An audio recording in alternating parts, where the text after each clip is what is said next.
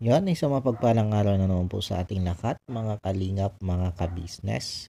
Panibagong araw, panibagong reaction ulit po tayo. At for today's video po, ay gawin po natin ng reaction. Itong isang lola na na-vlog nitong si Kalingap Rob na hindi nagkakalayo ang itsura kay Lola Damiana.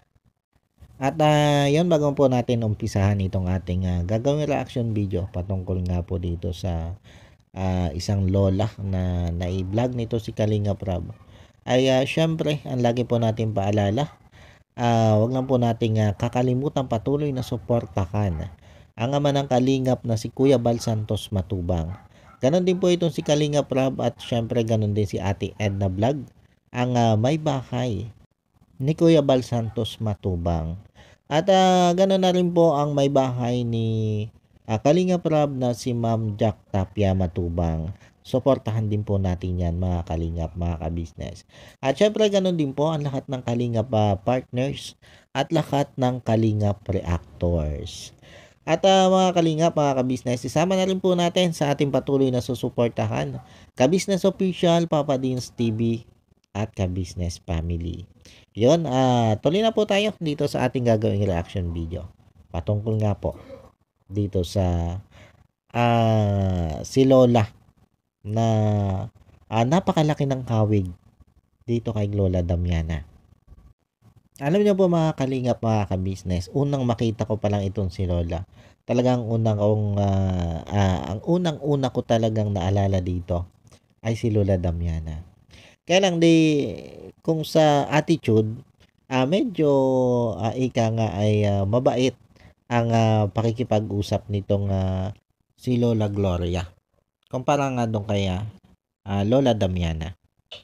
Kasi kilala naman natin si Lola Damiana, di ba? Talagang ika nga ay laging parang galit, di ba?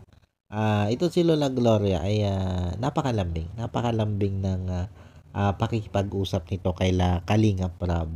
Ang may ikumpara lang talaga natin dito kay Lola Damiana ay yung itsura ni Lola Gloria. Talaga namang kahawig ni Lola Damiana. At dito nga, mga kalingap, mga kabisnes, ay nakita natin yung ay kalunos-lunos na sitwasyon nitong si Lola Gloria. Nakita nyo naman yung bahay niya ay tuwing umuulan nga daw ay tumutulo. At para hindi lang siya mabasa, ay nilagyan niya ng plastic yung tapat ng kanyang higaan na duyan. Na yung duyan niya ay sinaluhan pa niya ng upuan para nga hindi daw siya makulog. Kasi may kinekwento itong si Lola Gloria na nahulog na siya minsan dito. Kaya naman yung isa doon sa mabuting puso na yung kinukuhanan niya ng mga second hand o segunda mano kung tawagin niya, ay nagmagandang loob at binigyan siya ng upuan na yung nakasalo nga doon sa kanyang higaan. At sa edad niyang ito ni Lola Gloria na 76 years old, ay naghahanap buhay pa rin siya. At nagtitinda nga siya ng mga segunda mano na yung inaangkat nga niya. At para sa ganun nga po ay may panggasto silang mag-ina sa pangangailangan nila sa pang-araw-araw. Kasi yung anak nito si Lola, nabanggit din naman niya dito na wala din trabaho. Kumbaga wala ding inaasahan. Kaya pag wala nga daw po siyang benta doon sa kanyang inilalako na segunda mano, ay halos wala din sila makain. Kumbaga umaasa lang sila doon sa nagiging rasyon ng barangay siguro o ng DSWD. Kasi senior na ito si Lola kaya meron na rin siyang pensyon. At isa yun sa inaasahan nito si Lola. At minsan pa nga daw ay yung kanyang rasyon ay pinag-interesan pa ng ibang tao. 'Di ba? Napaka gahaman din naman talaga nung taong nag-interest nung rasyon na yun ni Lola. 'Di ba? O ng ayuda na para dito kay Lola. Na kung tutuusin, ay halip na tulungan pa nga nila itong si Lola dahil sa nakikita naman nila kung ano yung sitwasyon nitong si Lola, ay pag-iinteresan pa yung hindi naman siguro gano'n kalaki na ayuda yung pinadala dito kay Lola. Pero yun nga, may mga tao talagang ganyan eh, na kahit gaano kaliit yan, basta't may pagkakataon silang ika nga ipagsamantalahan ang kanilang kapwa, ay pagsasamantalahan nila. 'Di ba, mga kalingap, mga ka-business? Sabi ko nga buti na lang at nakita ito nila Kalingap Rob para nga matulungan, mapaabutan ng ganitong tulong, 'di ba, mga kalingap, mga ka-business. Kasi sa tanda na nitong si nanay, 'di ba? Kung tutuusin dapat nagpapahinga na ito at nag-aantay na lang ng aruga ng kanyang anak. Kaya lang dahil nga doon sa walang trabaho yung kanyang anak ay napipilitan siya na siya yung maghanap buhay. Hindi din kasi natin alam kung bakit hindi makagawa ng paraan yung kanyang anak para magtrabaho. Para nang sa ganun sana ay sinusustentuhan na lang niya itong kanyang nanay. 'Di ba, mga kalingap, mga ka-business? Kumbaga mahirap din man tayo magsalita laban doon sa kanyang anak kasi hindi nga natin alam ang sitwasyon na maaaring may dahilan kung bakit hindi siya makapagtrabaho. Pero yun nga, tulad ng sabi ko, sa ganitong edad nitong si Lola Gloria, dapat ito nagpapahinga na lang sa bahay at ini-enjoy na lang yung natitira niyang buhay pa dito sa ibabaw ng mundo. At ngayong natagpuan nga ito nila Kalingap Rob ay siguro naman ay sa tulong nila Kalingap Rob, sa tulong ng Kalingap ay kahit papaano may enjoy na nitong si Lola Gloria o nitong si Nanay Gloria ang kanya mga nalalabi pang araw o panahon dito sa ibabaw ng mundo. Kasi sa tingin ko naman ay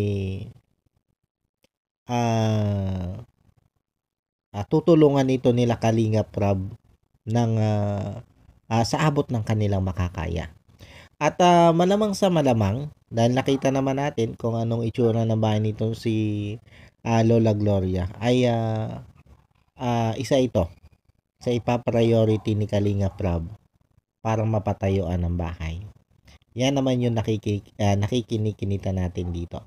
Kasi alam naman natin kung anong adikain ng Kalingap at pasok naman ito doon sa kanilang criteria ng mga tinutulungan. Isang senior at yan, bukod nga sa senior ay napakasipag pa. At para sa akin, mga Kalingap, mga ka-business, ay deserve nitong si nanay magiging tulong nitong sila Kalingap Rob. Dahil sabi ko nga, sa edad ni nanay na yan, dapat nararamdaman niya o nararanasan na niya yung ika nga ay medyo okay na buhay. Hindi man yung nakakaginhawang buhay o mayamang buhay, ay yung bang tipong hindi na niya po problemahin yung pang araw-araw nilang kakainin. At hindi na niya po problemahin yung gastusin niya sa pang-araw-araw. 'Di ba, mga Kalingap, mga ka-business? Na yun nga, naihayag din naman niya na sa ganyang edad niya ay talagang tuloy-tuloy yung kanyang pagkayod. Tuloy-tuloy yung kanyang pagsusumikap. Kaya inaasahan natin dito, mga Kalingap, mga ka-business. Ngayon yung nasimula na itong tulungan ni Kalingap Rob ay unti-unti nang magbabago ang takbo ng buhay nitong si Lola Gloria. At alam ko din, mga Kalingap, mga ka-business, na marami dyan tayo mga kababayan, lalo na yung mga ikangay nakakaangat sa buhay, ang siguradong maantig ang puso para dito kay Lola Gloria. At sigurado yan, marami dyan mga kababayan nating sponsor ng Kalingap magpapaabot ng tulong para kay nanay.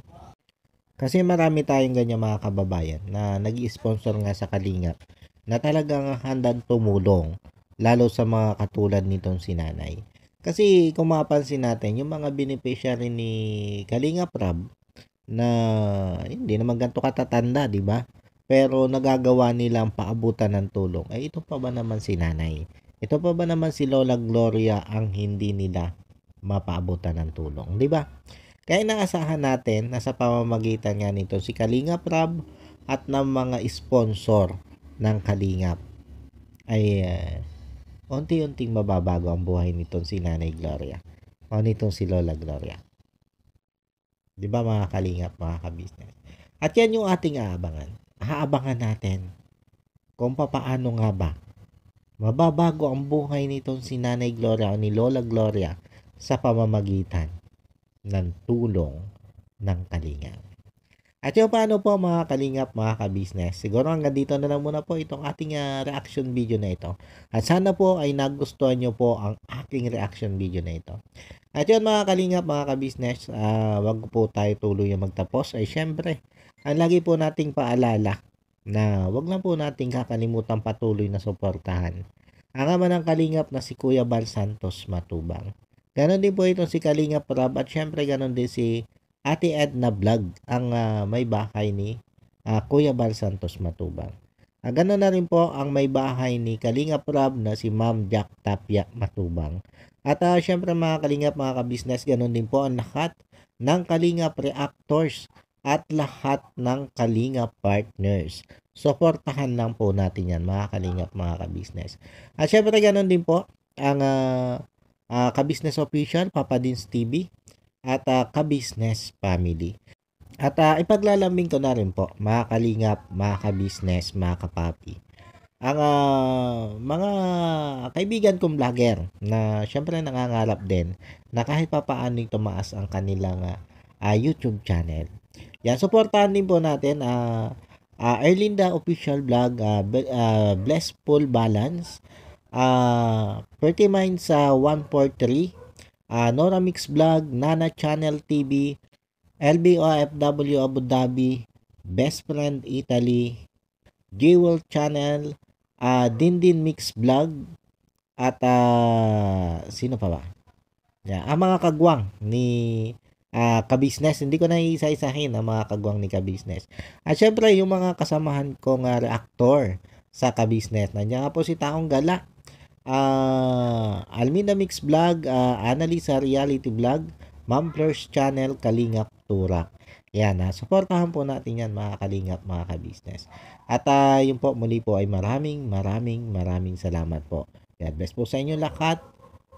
And I love you all. Bye-bye.